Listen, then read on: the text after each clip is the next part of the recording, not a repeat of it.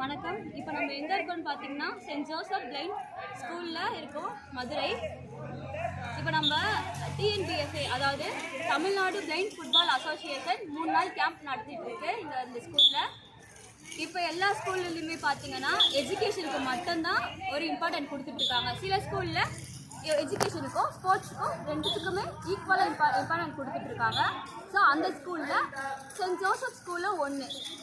இந்த ஸ்கூலோட தலைமை ஆசிரியை சிஸ்டர் பாக்கிய மேரி சிஸ்டர் இருக்காங்க. அவங்கக்கிட்ட பேசலாம் வாங்க. வணக்கம் சிஸ்டர். நல்லா இருக்கீங்களா? நல்லா இருக்கேன் சிஸ்டர். நீங்கள் எப்படி சிஸ்டர்? நல்லா இருக்கோம். சிஸ்டர், இப்போது ஃபஸ்ட்டு உங்களுக்கு நாங்கள் தேங்க்யூ சொல்லிக்கிறோம் சிஸ்டர். இப்போ 3 நாள் கேம்ப்பு நாங்கள் வெற்றிகரமாக முடிச்சு காரணமே நீங்கள் தான். நீங்கள் இவ்வளோ ஒத்துழைப்பு கொடுத்ததுனால எங்களுக்கு ரொம்ப மகிழ்ச்சியாக இருக்குது. இப்போ என்னென்னா உங்கள் ஸ்கூலை பற்றி கொஞ்சம் சொல்லுங்கள் சிஸ்டர். இப்போ 50 வருஷம் பழமையான ஸ்கூல்னு சொல்லிட்டு இருக்காங்க. இது எப்போ ஆரம்பிச்சு? இந்த ஸ்கூலில் எத்தனை ஸ்டூடெண்ட் இருக்காங்க சிஸ்டர்? செயின்ட் ஜோசப் பார்வையற்றோர் பள்ளி 1972 ஆரம்பிக்கப்பட்டது. 52வது வருடம் இப்போ அதில் போயிட்டுருக்கு. ஒரு 700 பேருக்கு மேலே படிச்சுட்டு வெளியில் போயிருக்காங்க. நல்லா அரசு வேலையிலையும் நிறைய பேர் பிளேயர்ஸாகவும் இருக்காங்க. இன்னும் இப்போ இருக்கிற 120 பேர் இப்போதைக்கு படிச்சுட்டு இருக்காங்க. அதில் 12th 11th வந்து நிறைய பேர் இருக்காங்க. 14 18 19 அப்படியே நிறைய மாணவர்கள் படிக்கிறாங்க.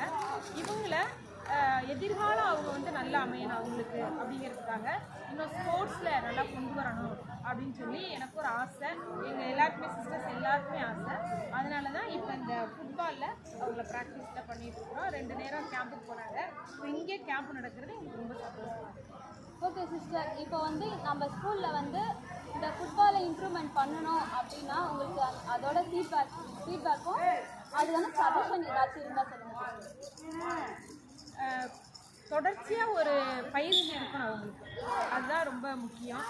இப்போ நாங்கள் கோச் யாரும் இல்லை அப்படின்னு சொன்னால் அவங்க படிக்கிறது அந்த மாதிரி வேறு விளையாட்டு அப்படி தான் போவாங்க. இப்போ ஃபுட்பால் தினமும் அவங்களுக்கு பயிற்சி எடுக்கணும். இல்லை வாரத்துக்கு ஒரு நாள், மாதத்துக்கு ஒரு நாள் அப்படி எல்லாம் ஒரு பயிற்சி எடுக்கணும். அப்படின்னா ஒரு கோச் இங்கேயே இருந்தால் கூட நல்லாயிருக்கும். இல்லை அங்கேருந்து வந்து எங்களுக்கு ஒரு ப்ராக்டிஸ் கொடுத்துட்டு போனீங்கனாலும் நல்லாயிருக்கும்.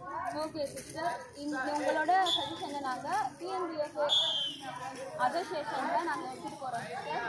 தேங்க்யூ. தேங்க்யூ.